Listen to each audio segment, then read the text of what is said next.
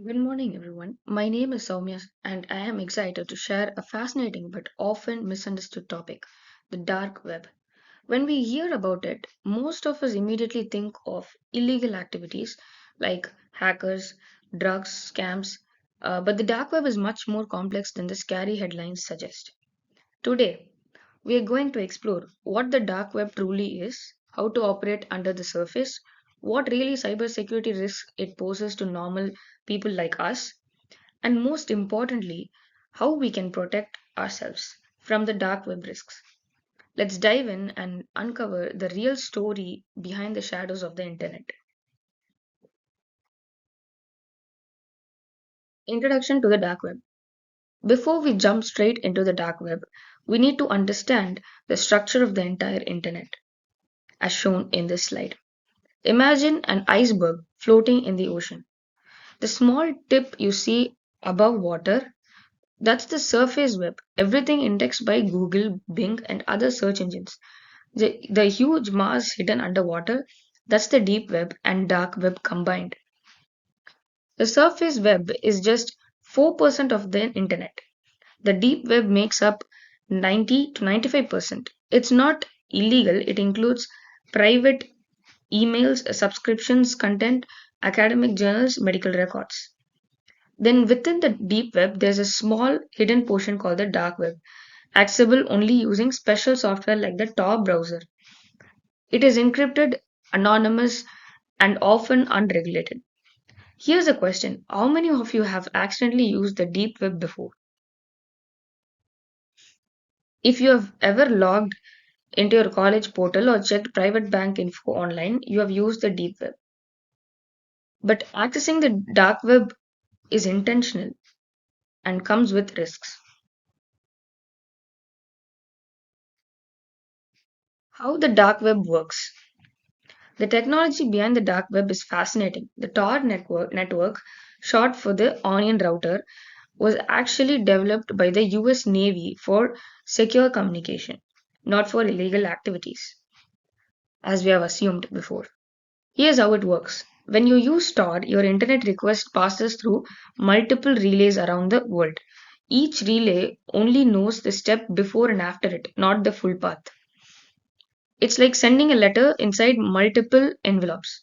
Each person who opens an envelope only sees the next address. This encryption makes it extremely hard to trace your IP address back to you. Websites there use a special .onion domain. They don't use .com or .in. You can't Google a dark website. You either need to know the link already or use a special dark web search engine like, for example, like DuckDuckGo on Tor. Now, let me be clear, anonymity itself is not illegal. In fact, journalists, political activists, and whistleblowers often use the dark web for good causes to speak freely under oppressive governments. However, this same technology is unfortunately abused by cyber criminals.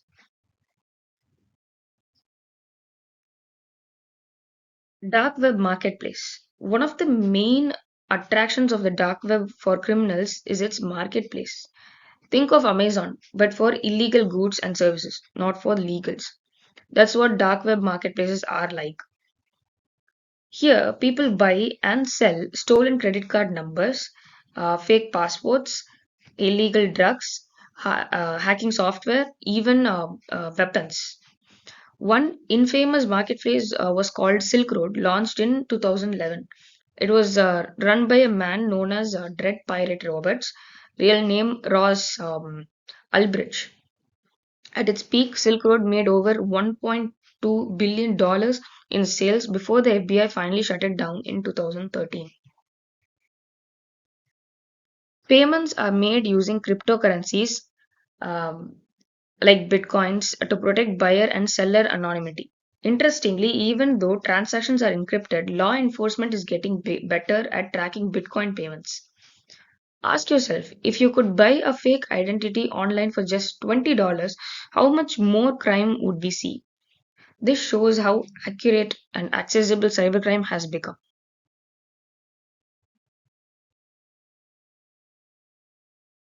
How cyber criminals operate.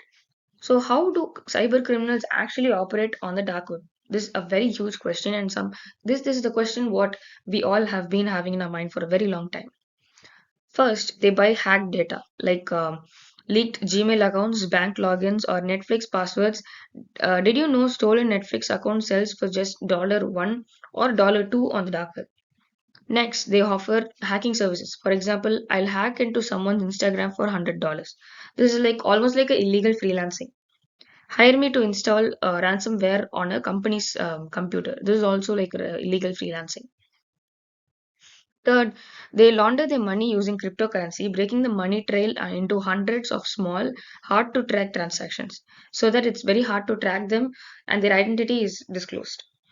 It's basically a parallel black market economy and it's growing fast. The dark web economy was estimated at over $800 million in 2023 alone and it keeps growing.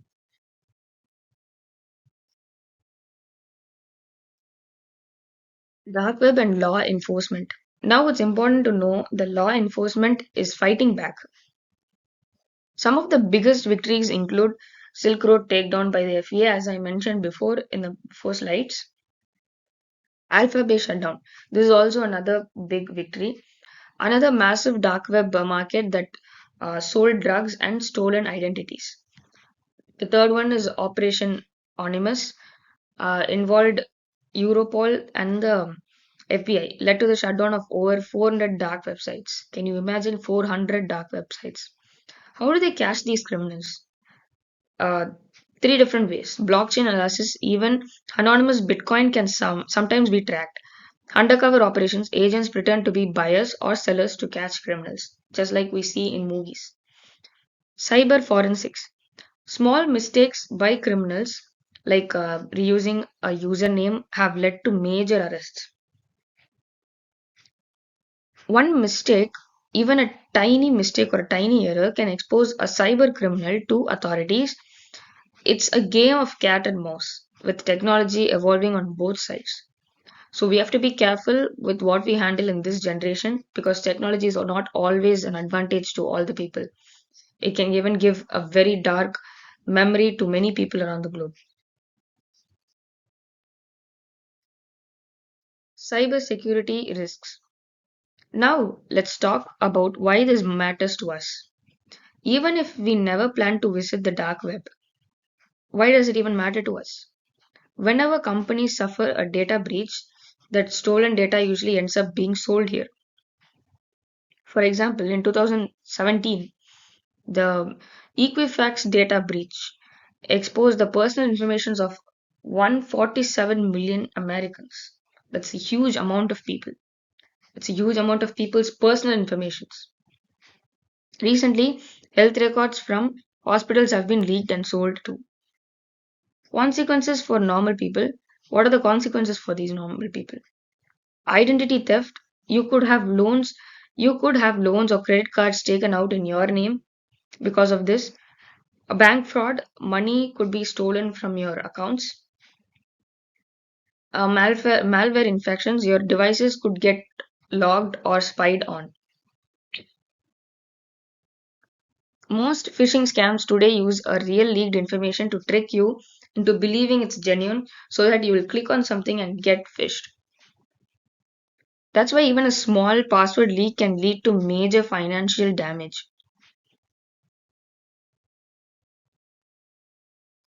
For now, we have seen of how dark web is a huge threat to us, but we can always escape from a huge threat like dark web. That's why we learn about how to protect yourself. These are very simple steps we can take to protect ourselves from dark web threats. First, use strong passwords. A password like password 123 can be cracked in seconds. So you should not have like simple guessing password. It has to be a strong password. Use a phrase like blue horse run fast 2025. This is just an example, but it should be hard to guess. It should not be like 123 or password. Use two-factor authentication, which is also known as 2FA. Even if hackers get your password, they can't log in without a second code. So if your password is easily guessable, they can't log in without your second code. Third, monitor your email and accounts for leaks. Use free tools like Have I Been Pwned to check if your emails or passwords are compromised. Never click on suspicious links. Like phishing emails are getting smarter and more realistic every day. They seem like they're coming from a genuine website, so we try to search and dig into it, but no, don't do that. Be careful with that. Keep your devices updated is the fifth. Patching security flaws can stop hackers from getting in. Cybersecurity is not about being perfect, it's about being harder to hack than the next person. That is what is actually a cybersecurity is about. Conclusion: the dark web is real, but it's not some unstoppable force. It has both good uses and serious dangers. Cyber criminals are constantly evolving, but so are cybersecurity defenses. Most importantly, we don't need to fear the dark web, we just need to be aware and cautious. Let's not believe the myths. Not everything on the dark web is illegal. Law enforcement can track cyber criminals. You don't have to visit the dark web to become a victim. By understanding these risks, we can all stay safe online and protect our digital lives better. Thank you so much for listening. Thank you.